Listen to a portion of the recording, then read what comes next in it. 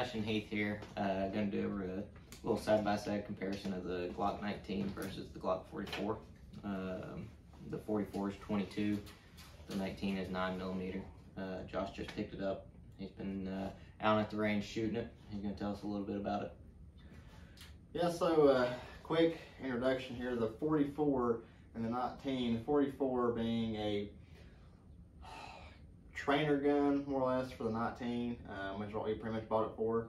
I do a lot of, started out doing IDPA, USPSA steel challenge with the 19, and now we do the 34, then we start shooting the X5 Legion is what we use now.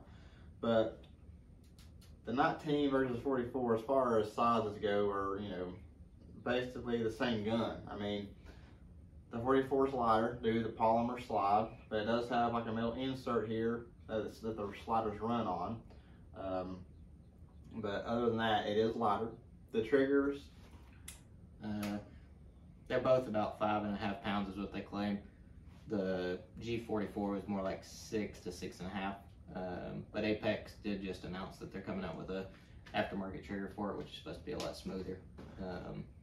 So when Glock 44 introduced this 22, they were leaning towards the people who were wanting a training gun for the 19 or a beginner's gun for somebody just getting into shooting that did not want a 9 or a 40 or 45, which is what this was for. So when they released this gun, it comes with you got your small grip on it, and then you got your medium large, like all the Glocks come with now. But the cool thing about it for beginner shooters is a little tin can here. Comes with some safety glasses and some ear protection for new shooters, and also a little pin sticker they threw in there. So the only drawbacks to 44 that they were having upon release last year, which was, I watched YouTube videos before I made this purchase myself, and people were complaining about jams. It was jamming, didn't want to feed ammo, didn't want to have failures to eject. We've been running this 20-year-old federal ammo here, and it shot great. Brought it home, cleaned it when I bought it, took it to the shooting range and shot close to 300 rounds, no failures to eject. But when I started shooting around 400, it was getting quite dirty. Cleaned it, oiled it, started shooting great again. I actually met Heath out at the range, and he can even tell you he shot it. And we hung out pretty good bit of the day, from daylight to nighttime. Shot pretty great. We didn't have any issues out of it when we were up there. We were shooting at nighttime. It was raining. Yeah. So I mean, it wasn't just sitting in indoor range or anything like that. We were getting wet shooting it. So and actually running it fast too. Yeah. No babying on guns. We try them. We don't see if they shoot one round. We try stuff. Fast shoot, running dirty, whatever. Just don't want to. If it's gonna break, we want it to break. Yep.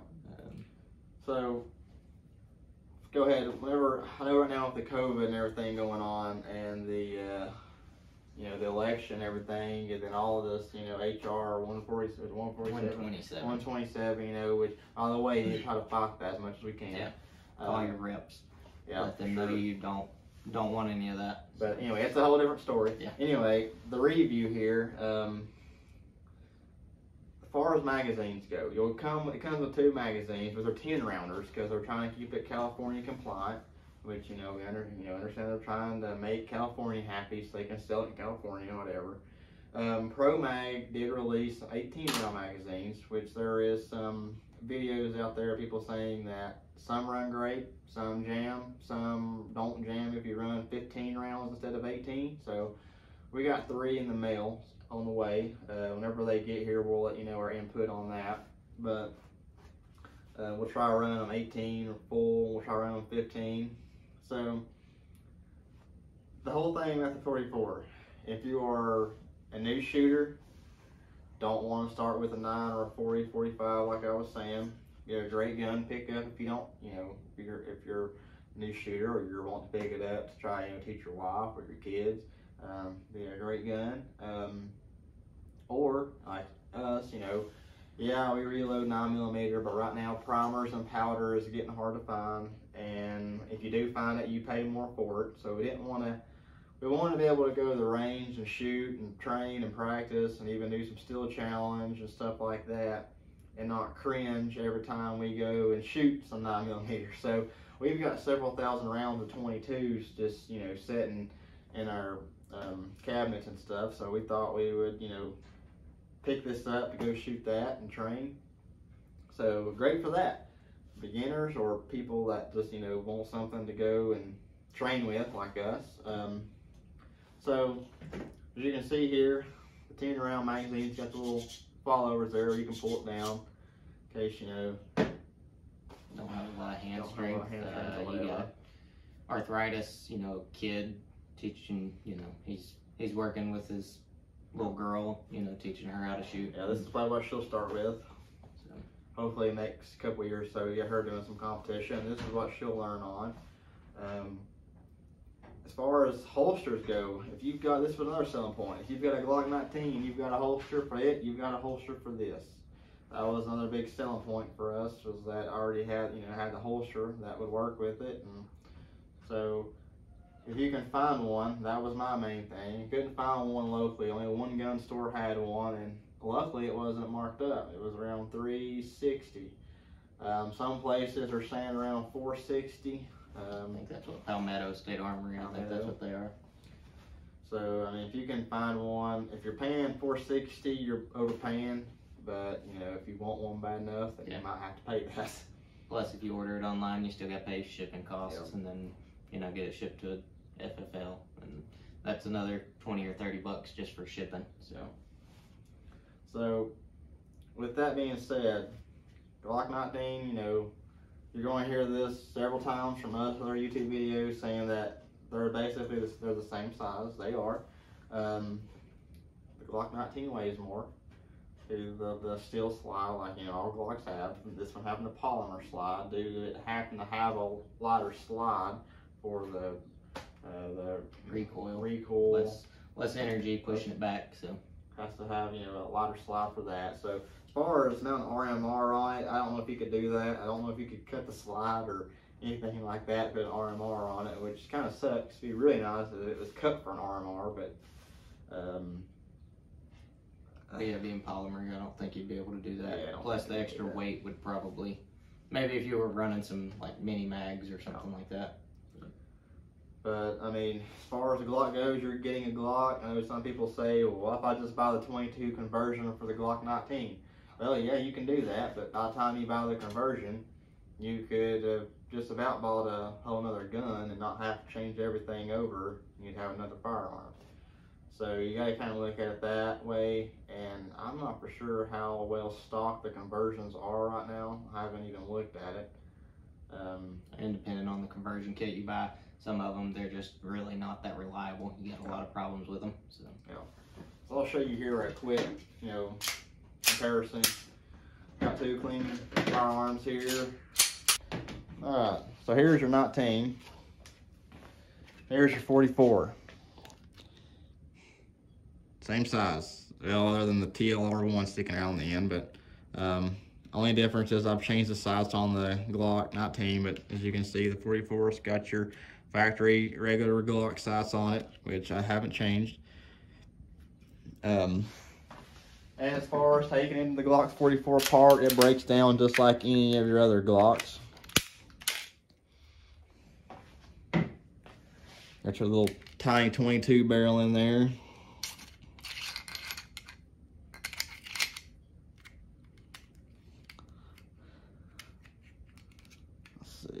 And you can see right here is your inserts that ride on the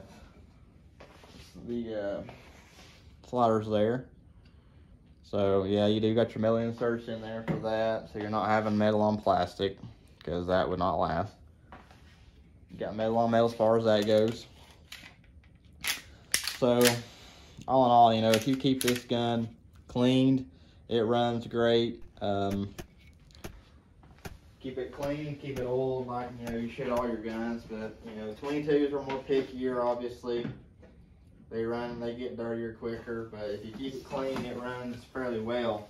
Like I was saying, and we run it pretty hard. We ran it fast, you know, fast take-up shots, no jams or anything like that. We're running super cheap ammo. I mean, it's really dirty. It's not real high quality, so if you run some higher quality rounds through it, you probably wouldn't have as many malfunctions as we did at 300 rounds. These were 36 grain, by the way, which what we were running most of. And these Remingtons here, we didn't have any issues with. They're 40 grains. 40 grains. So, I mean, yeah. I mean, it's a great little gun, especially for a beginner or, you know, just practice even. Yeah.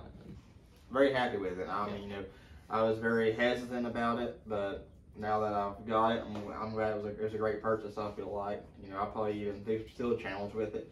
Maybe even some USPSA. They were talking about maybe letting us use 22s and USPSA during this whole ammo crisis we got going on right now. Hopefully things will get better, but until then we'll be running the 44, and like I said, even after then we'll be running the 44 for, you know, just to be shooting this 22 up and doing some, you know, sometimes we take people out to the range that have never shot, you know, this make them much more comfortable with to shoot before we say, hey, you want to try this 9, or hey, you want to try this 45, or then we'll, hey, you want to try this 357, you know, stuff like that. A lot less recoil, a lot quieter, a little easier to manage, not as much weight.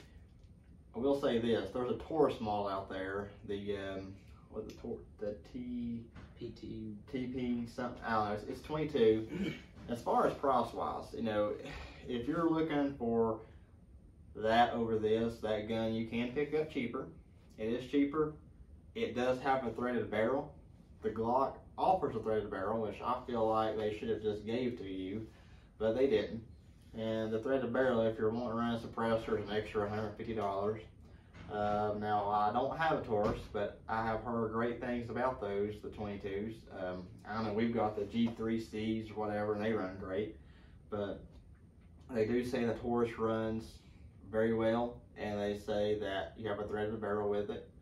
But the main thing for us, why I purchased this one over the Taurus, was because we shoot competition with mostly Glocks and SIGs. So we wanted something that had the same, more of the feel of the Glock or the SIG, and the fact that I already had a holster for the Glock.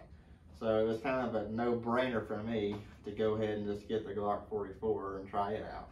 Not saying that you shouldn't get the Taurus, because, you know, hey, if it's cheaper and you can find it and you don't have a holster for either one, then that might even be an option for you. Yeah, we're not gun snobs by no means. I mean, we've got guns from, I think I've got a 22 I paid $80 for. So. We're not biased towards a Glock or SIG or Ruger or any of them. We like them all. And, you know, I'm not telling you that you should buy this over the Taurus because I have it. I'm just saying this is why I bought it. And saying this is why, you know, I picked this over that, because of already having the holster, and I wasn't too concerned about having the threaded barrel right now. So. And the good thing with going with something like a Glock or a Taurus, Ruger even, the aftermarket parts availability is there's a lot more people making parts, so you can find pieces and parts if you want to upgrade your guns. If you go with something like a Phoenix Arms HP22, that was $86, and you can't find holsters for it. You have to contact the factory to buy any kind of extra parts for it, magazines, the springs wear out in them. It's just, you know, you get what you pay for.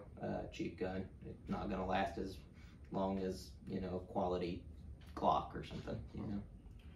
I hope this answered your question as far as, you know, if you should pick up one of these, or if you should, you know, listen to the older reviews, which, you know, at the time when they made those reviews, there was more issues with them, I felt like. So, I mean, I hope this helps you. If this doesn't answer your question, please, you know, comment. We'll tell you, we'll try to answer it. If we can't answer it, we'll find the answer for you. Or if there's something you want us to try with it, you know, that you're curious about, we'll try it. If you know, want to, you can ask us on Facebook, Instagram. We're on all those.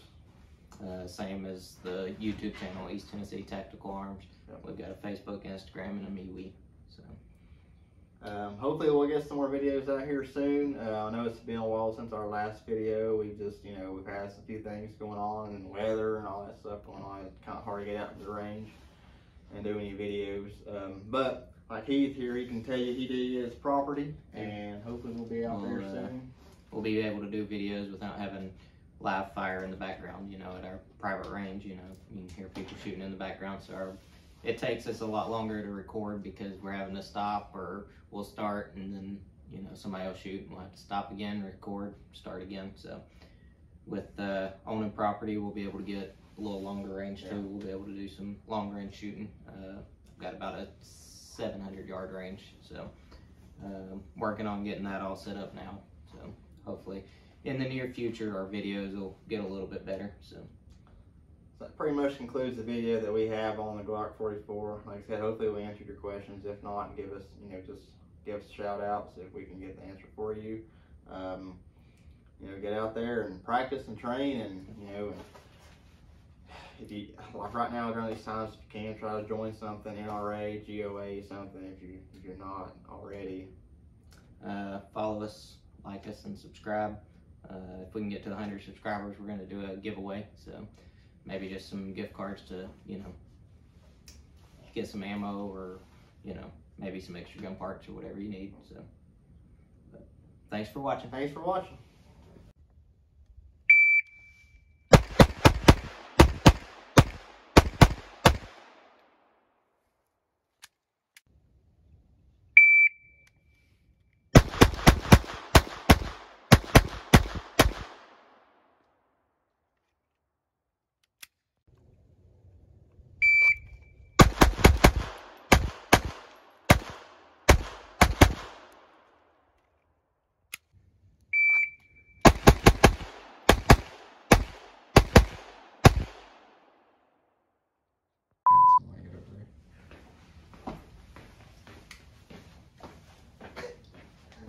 Glock 44 here. This is the, I'm gonna start this all over, that was terrible. But they got us. That's right. Yeah, I started calling it a game, not a gun. You called it a game? I started to. Got this new game, gun.